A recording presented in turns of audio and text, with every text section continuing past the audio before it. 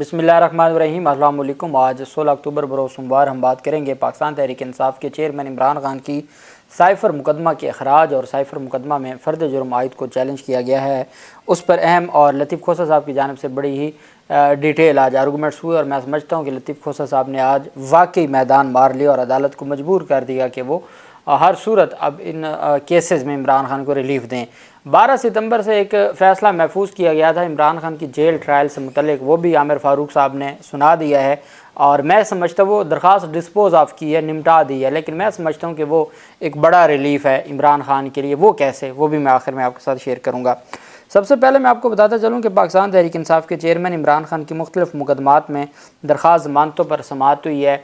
6 मुकदमात थे उनके जिन पर समाअत हुई है सेशन अदालत में, और उसमें इमरान खान की जानिब से वकला पेश हुए और अदालत के सामने डिस्ट्रिक्ट एंड सेशन अदालत में इमरान खान की 6 मुकदमात में दरख्वास्त ज़मानत पर समाअत मुलतवी करते हुए अदालत ने बुशरा बेगम की तोशाखाना जाली रसीदों के केस में भी अबूरी ज़मानत 31 अक्टूबर तक तौसीह कर दी। चूँकि इसमें जो बाबर सत्तार साहब ने वो जो जाली रसीदों का और इनकी जानिब से जो ऑडियो का फोरेंसिक करवाना था उस पर स्टे ऑर्डर जारी कर दिया था, जिसकी वजह से बुशरा बेगम के ख़िलाफ़ केस रुक गया। इमरान खान की तोड़ फोड़, एहतजाज और दफ़ा 144 की खिलाफ वर्जी पर दर्ज 6 मुकदमात में ज़मानत की 6 दरख्वास्तों पर समाअत एडिशनल डिस्ट्रिक्ट एंड सेशन जज ताहिर अब्बास सिपरा साहब ने की। इस मौके पर बुशरा बीबी भी पेश हुई।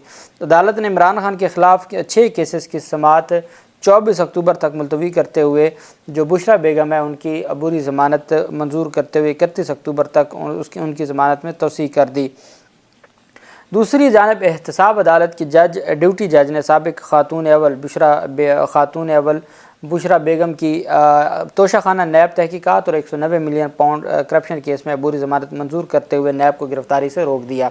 अब चूँकि एहतसाब अदालत को ऐसा फ़ैसला देती नहीं है कि जिसमें ये लगे कि जिसमें ये कहा जाए कि आप पहले अदालत को आगाह करेंगे और फिर गिरफ़्तार करेंगे, चूँकि एहतसाब अदालत ऐसा कोई फ़ैसला नहीं देना चाहती और बुशरा बेगम को ख़तरा है कि ये नैब किसी भी वक्त गिरफ़्तार कर सकता है। इस वजह से एक तरफ जब वो दरख्वास्त को निपटा देती है नैब, तो वो दोबारा अबूरी ज़मानत दायर कर देते हैं और दोबारा जो इंटरम रिलीफ है वो लिए रखते हैं। एहतसाब अदालत के जज राजा जवाद अब्बास ने केस की समाअत की। कबल अज़ गिरफ़्तारी पर समाअत के दौरान बुशरा बेगम अपने वकील लतीफ़ खोसा के साथ अदालत में पेश हुई। वकील ने कहा कि जिस दिन एहतसाब अदालत ने दरख्वास्त ज़मानत निपटाई उसी दिन नैब ने नया नोटिस भेज दिया। अदालत ने इस्तफ़सार किया कि बुशरा बीबी कहाँ है। अदालत ने बुशरा बीबी को रोशनों पर बुलाया, जिस पर बुशरा बीबी पहली मरतबा कटहरे में आकर खड़ी हो गई। बाद अदालत ने 5-5 लाख रुपए के ज़मानती मुचल्लकों की एवज़ अबूरी ज़मानत मंजूर करते हुए 31 अक्टूबर तक समाअत मुलतवी कर दी और नैब को नोटिस जारी कर दिया। तो ये बहुत अच्छी चीज़ है कि अबूरी ज़मानत को इसी तरीके से जो अदालत में रिलीफ लेते रहना चाहिए और अबूरी ज़मानत को, चूँकि जैसे ही अबूरी ज़मानत की दरख्वास्त को निपटा दिया जाता है साथ ही नैब की जानिब से दोबारा नोटिस जारी कर दिया जाता है। नोटिस होता है तलबी का, वो वहाँ पे बैठें, वहाँ जाएं और उनको फिर गिरफ़्तार कर लिया जाए, तो फिर फ़ायदा कोई नहीं है। इस वजह से पाकिस्तान तहरीक इंसाफ के जो वकील हैं लतीफ़ खोसा साहब, वो साथ ही नई अबूरी ज़मानत दायर कर देते हैं और फिर वो 2-3 महीने अबूरी ज़मानत लिए रखते हैं। दूसरी जानिब जो पाकिस्तान तहरीक इंसाफ के वाइस चेयरमैन हैं शाह महमूद कुरैशी, उनकी जानिब से भी जेल ट्रायल के ख़िलाफ़ दरख्वास्त दायर कर दी गई है और उसमें यह कहा गया in the light of four going it is most respectfully prayed that the honourable court may be pleased to allow the instant revision and set aside the impugned order dated 9/10/2023। इसमें चूँकि इमरान खान की डायरेक्ट दरख्वास्त थी, एक दरख्वास्त तो एहतसाब अदालत जो खसूसी अदालत में थी, एक दरख्वास्त ने डायरेक्ट उस नोटिफिकेशन को चैलेंज किया गया था। उसमें आज अदालत ने फ़ैसला कर दिया, लेकिन जो दरख्वास्त थी शाह महमूद कुरैशी की, वो दरख्वास्त खारिज कर दी उसने जो खसूसी अदालत के जज से। इस वजह से उसके ख़िलाफ़ रिवीजन फ़ाइल की है और बैरिस्टर तैमूर अल्ताफ़ मलिक और सैयद मोहम्मद अली बुखारी ने ये दरख्वास्तें दायर की। तगड़े वकील हैं दोनों। Allowed instant revision and set aside the इम्प्यूग्ड order dated 9/10/2023, जो 9 अक्टूबर का फ़ैसला है खसूसी अदालत का, जिसमें जेल ट्रायल की दरख्वास्त को खारिज किया गया था। Restraint respond number 1 and respond number 2 from conducting a jail trial for the petitioner, तो उसको रोका जाए कि वो जेल ट्रायल ना करें। और direct respond number 1 and respond number 2 to allow the petitioner to have an open trial in the regular court premises کے اجازت دی جائے کہ ہر صورت رسپونڈ نمبر 1 اور 2 ہیں وہ الاؤ کریں پٹیشنر کو کہ ان کا اوپن ٹرائل ہونا چاہیے. Grant any other relief deemed appropriate by this honourable court. اب یہ جو آج کا درخواست ہے ریویژن پٹیشن ہے، اور یہ ریویژن پٹیشن فائل کی گئی ہے، اور میں سمجھتا ہوں کہ ریویژن پٹیشن 2 رکنی بینچ کے سامنے لگنی چاہیے. بہرحال یہ ایک بہت اچھا کام ہو گیا، چونکہ عمران خان کی باری تو کہا جاتا ہے لیکن شاہ محمود قریشی کی باری وہ سیکیورٹی کا بھی بہانہ نہیں ہوگا. اب جو درخواست پر سماعت ہوئی، اور یہ عمران خان کی جو درخواست تھی سائفر مقدمہ کے اخراج کی اور دوسری جانب فرد جرم کی کارروائی کو رکوانے کی، اس پر سماعت ہوئی. لطیف کھوسہ صاحب نے اپنے دلائل میں کہا کہ سابق وزیر اعظم عمران خان اس ملک کے چیف ایگزیکٹو تھے، اور اس کا حلف ایسی صورتحال میں ان کو اختیار دیتا ہے کہ وہ ریاست سے کوئی بھی ایسی جو چیز ہے وہ ریاست اور عوام کے ساتھ شیئر کر سکتے ہیں. ان کا حلف ہی ان کو اس بات کی اجازت دیتا ہے. چیف جسٹس نے استفسار کیا کہ کھوسہ صاحب یہ بتائیں کہ پاکستان میں امریکہ کی طرح دستاویزات ڈی کلاسیفائڈ کرنے کا کوئی قانون موجود ہے؟ تو لطیف کھوسہ نے بتایا کہ سائفر کو تو وفاقی کابینہ نے ڈی کلاسیفائڈ کر دیا تھا. اس ملک میں لیاقت علی خان کا قتل ہوا، جبکہ ذوالفقار علی بھٹو اور بے نظیر بھٹو کے ساتھ بھی جو ہوا وہ آپ کے سامنے ہے. 16 اکتوبر کو ہی لیاقت علی خان کا قتل ہوا تھا اور وہ شہید ہوئے تھے. آج تک 70 سال گزر گئے ہیں، ان کا قاتل نہیں پکڑا گیا، اور ان کا سابق وزیر اعظم کا جو قتل ہے اس کا پھر اس کے بعد سابق وزیر اعظم ذوالفقار علی بھٹو کے ساتھ، اور پھر جو سابق وزیر اعظم بے نظیر بھٹو، ان تمام کے قاتل نہیں پکڑے گئے. اور آج 16 اکتوبر ہے. ایک وقت ہوتا تھا ہمارے ملک میں جب جمہوریت کی باتیں ہوتی تھیں تو یہ سیاہ دن کے طور پر منایا جاتا تھا جس دن ہمارے پہلے وزیر اعظم کو قتل کیا گیا تھا، لیکن اب تو شاید قوم کو یاد بھی نہ ہو. لطیف کھوسہ نے کہا کہ اس سائفر کو تو وفاقی کابینہ نے ڈی کلاسیفائڈ کر دیا تھا. اس ملک میں لیاقت علی خان کا قتل ہوا، جبکہ ذوالفقار بھٹو اور بے نظیر بھٹو کے ساتھ بھی جو ہوا وہ آپ کے سامنے ہے. لطیف کھوسہ نے بتایا کہ یہ سائفر امریکہ میں سفیر اسد مجید نے دفتر خارجہ کو بھجوایا تھا. میرے دوست کہیں گے کہ سیاسی بات کہہ رہا ہوں، غزہ میں فلسطینیوں کا قتل عام جاری ہے، اسرائیل کے پیچھے امریکہ ہے، اور امریکہ کو ہم نے سپر پاور خدا مان لیا ہے. ڈونلڈ لو نے اس ملک کے وزیر اعظم کو ہٹانے کے لیے دھمکی دی.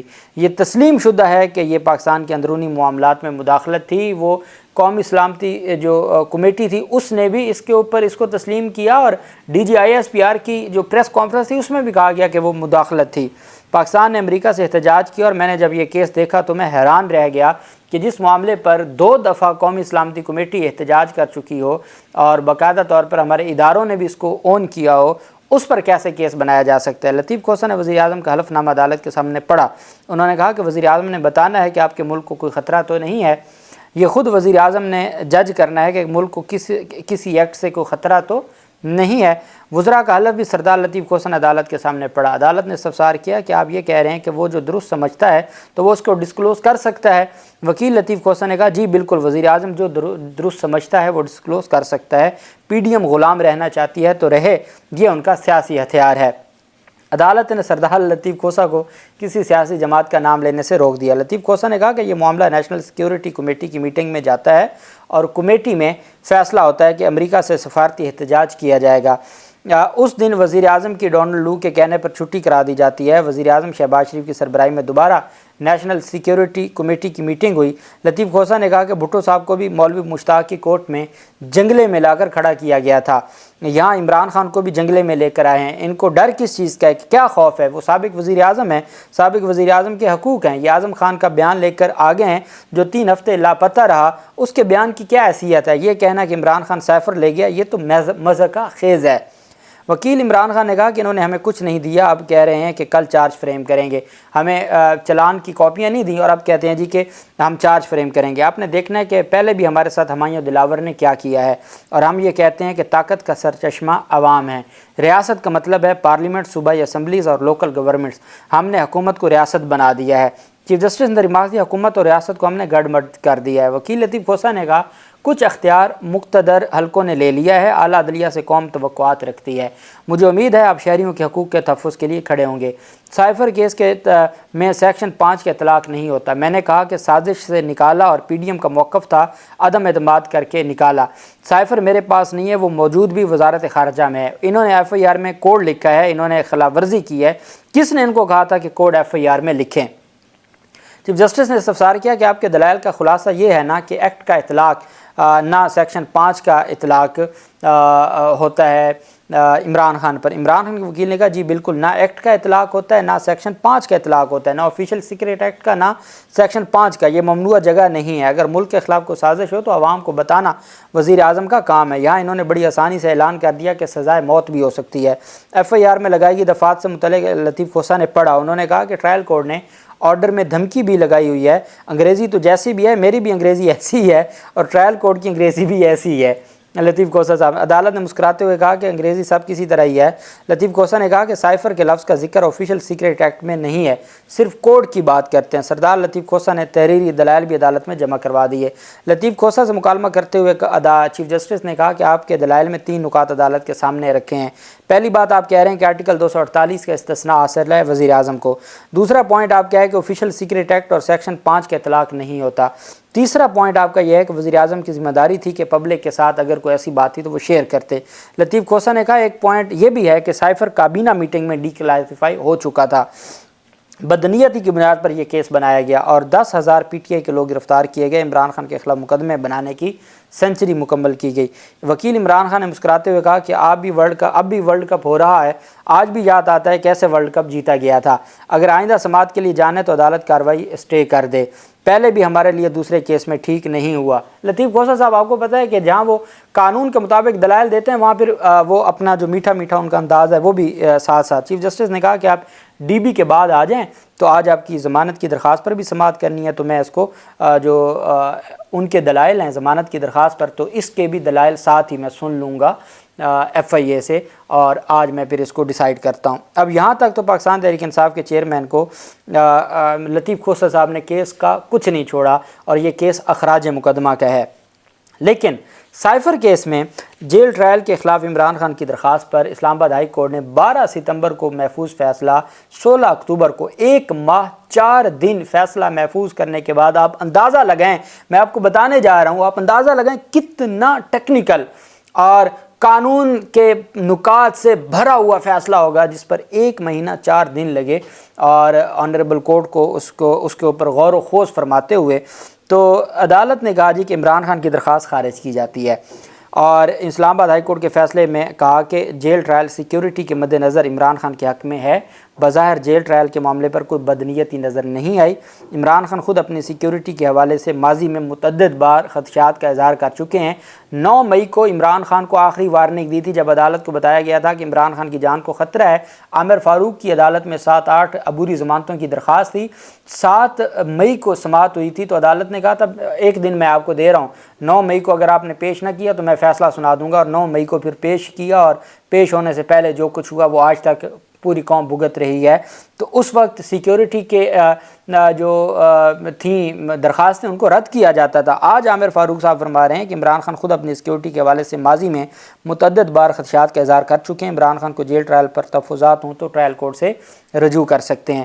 اب عمران خان کو دوبارہ کہا گیا کہ آپ ٹرائل کورٹ جائیں، وہاں درخواست دیں، اور وہاں یہ کام شاہ محمود قریشی کر چکے ہیں، وہاں خارج ہوئی ہے، اور اب Imran Khan intra court appeal میں جائیں گے۔ عمران خان کو ریلیف یہ ملا ہے کہ بھلے جیسا بھی ہے فیصلہ سنا دیا گیا ہے، اب اس کے خلاف انٹرا کورٹ اپیل ہوگی، انٹرا کورٹ اپیل میں سٹے ہو جائے گا، اور وہ جو جس بینچ کے پاس لگ جائے وہ تمام بڑے آئین اور قانون کے مطابق چلنے والے بینچ ہیں۔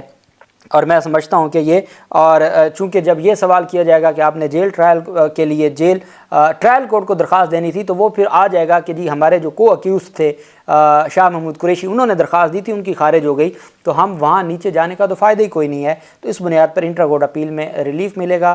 عمران خان کی سائفر مقدمے کے اخراج اور فرد جرم عائد کرنے کی جو خلاف درخواست ہے اس پر، اور ضمانت کی درخواست پر 2 بجے کے بعد سماعت شروع ہوگی اسلام آباد ہائی کورٹ میں، اس کی جو تفصیل ہوگی آپ کے ساتھ شیئر کروں گا۔ اللہ پاک پاکستان کا حامی و ناصر ہو۔ بہت شکریہ۔ اللہ حافظ۔ پاکستان زندہ باد۔